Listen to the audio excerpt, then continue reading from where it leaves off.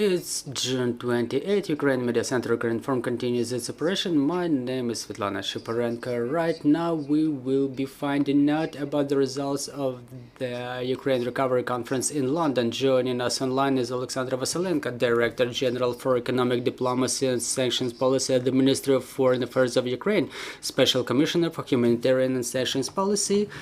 Good afternoon, Ms. Oleksandra. Ms. Oleksandra, we're not hearing you. Good afternoon. I apologize for a little noise. I'm in a noisy place. No problem. So the first question about the launch of the Ukrainian Development Fund. It was announced during the conference formally about the launch of this fund. Can you give us a little bit more detail about that? What are the agreements upon the results of the conference? What the results we're waiting for in terms of operation of this fund? The Ukrainian Development Fund will aim its direction for the recovery of Ukraine, for the effort of recovery of Ukraine. A lot of focus will be given to the regions and the key sectors of economy such as energy, up-to-date technologies, and finance. Within this fund that is supported by the World Bank and guarantees the investments, so it's a program that the Ministry of Economy works on quite fruitfully. It was announced during the first contributions in amount of £20 million announced by the Great Britain, and 23 million United States dollars contributed by Japan. As a result, the total amount of guarantees resulted in almost 41 million of euro. Also, EBRD announced about its intention to develop the scheme for insurance of military risks. Why is it important? Because raising investments for Ukraine and the presence of international companies is extremely important, not to wait for the trigger after the end of the full-scale war in Ukraine, so we can start operations right now. This is why the establishment of such funds and the existence of guarantees enables the companies to see the positive trend and to start their work in Ukraine right now, and they can start on working on the emergency recovery projects such as critical infrastructure facilities restoration, which is necessary for Ukraine to restore our power grid, for example.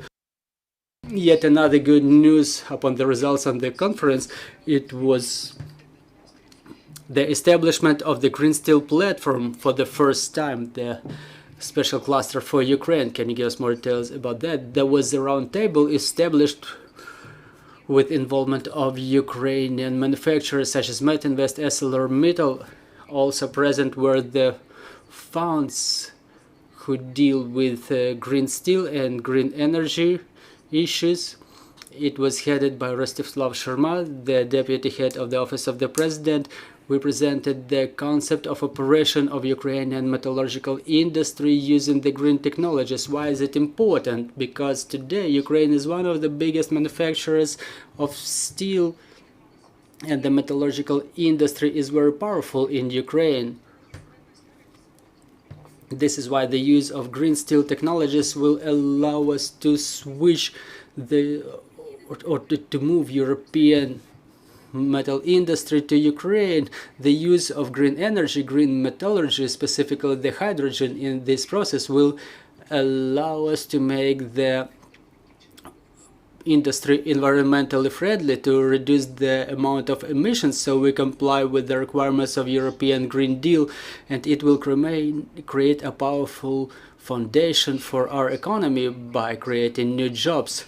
As to the financial support, there is a number of agreements with international partners, including European Union. So what are the most important agreements that we were able to reach or to achieve? I apologize. I think that one of the most important news that we've heard during the conference in London was the announcement of 50 million euro support announced by Ursula von der Leyen. Also, there was announcement of additional support in amount of 1 billion and 300 million which will be channeled at the restoration of critical infrastructure of Ukraine. Great Britain provided the guarantees in amount 3 billion of United States dollars for the loans of the World Bank.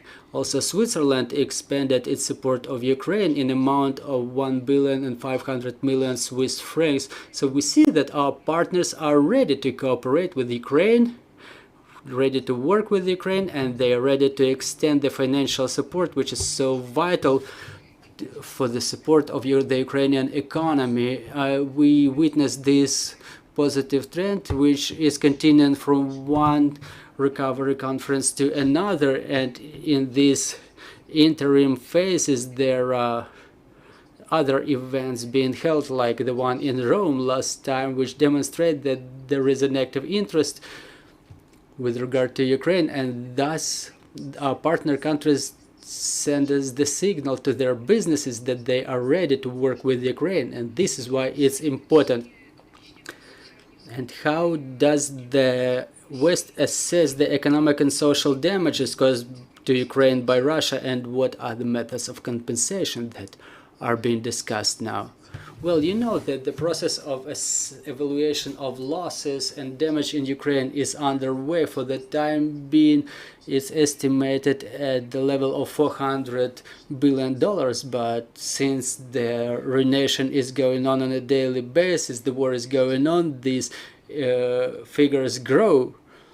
So talking about some final results is a little bit premature. Talking about the potential sources of compensation, obviously a lot of discussions were around the use of the frozen Russian assets that can be used, and also during one of the side events of the conference, which was devoted to the sanctions, different possibilities were discussed as to the taxes on Russian oil that can be channeled for compensation of losses and damage in Ukraine, so that this compensation is more dynamic, because the matter of frozen assets may be extended in time, and the matter of reparations was discussed too, and the mechanisms for their payment. Well, if we talk specifically about Russian Federation and enforcement of assets in favor of Ukraine, also there is a donor platform established within G7. It's a coordination financial platform which has its offices in Kiev and Brussels. It's the platform called G7 Plus, which is supposed to directly work with raising funds, both financial funds from private funds and banking institutions and international financial institutions for the recovery of Ukraine. Thank you very much, Ms. Oleksandra. Dear colleagues, do we have questions on the floor? Nadia Yurchenko, Ukrinform, good afternoon. I have a couple of questions, and the first one will be a conceptual question. Maybe it's not the first conference for the reconstruction of Ukraine. What do we urge our partners to be engaged in? Do we want to recreate the older economic model with the new technologies, or do we offer any breakthrough ideas? That's my first question.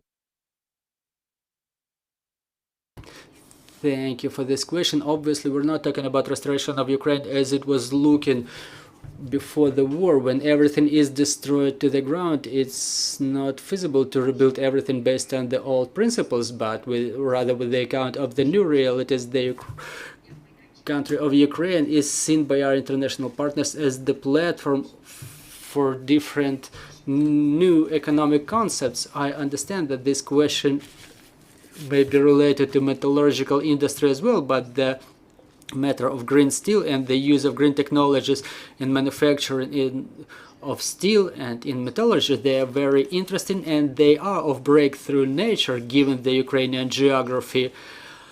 Also, a lot of attention was paid to the development of power grid, decentralization, development of alternative power sources of Ukraine, the further supply of electric power, replacement of traditional power sources with the renewable power sources. that Ukraine can supply to the global markets. And now we already see some outcomes of this conference. The discussions have already started about building of Ukraine-Germany power partnership. Thus, Ukraine is being represented by us, the representatives of the government of Ukraine, as an innovative breakthrough country. We focus mostly on innovative technologies that were engaged in recovery of our economy. Even talking about the agrarian sector, the focus was still on the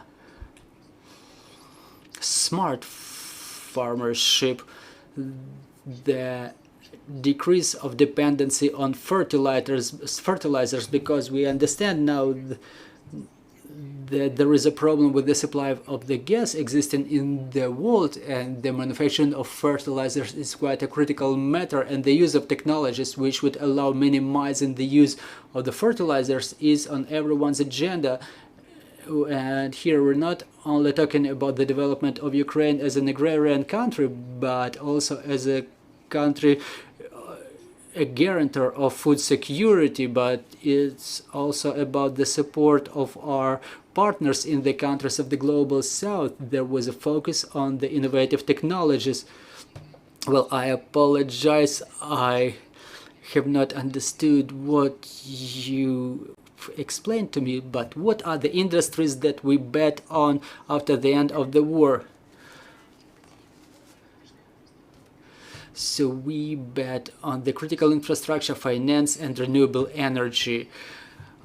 Also, during this conference, we were offering the potential of Ukraine or some specific projects that the investors can get involved in and start their implementation. We presented the potential of Ukraine, and the Ministry of Recovery of Ukraine presented some specific projects. Ms. Oleksandra, thank you very much for your comprehensive answers. I'm reminding you that we were discussing the outcomes of the Ukraine Recovery Conference in Ukraine. We were talking about it with Oleksandra Vasylenko, Director General for Economic Diplomacy and Sanctions Policy of the Ministry of Foreign Affairs of Ukraine, Special Commissioner for Humanitarian and Sanctions Rights. Ukraine Media Center Reconstruction will continue its operation tomorrow. Once again, happy Constitution Day.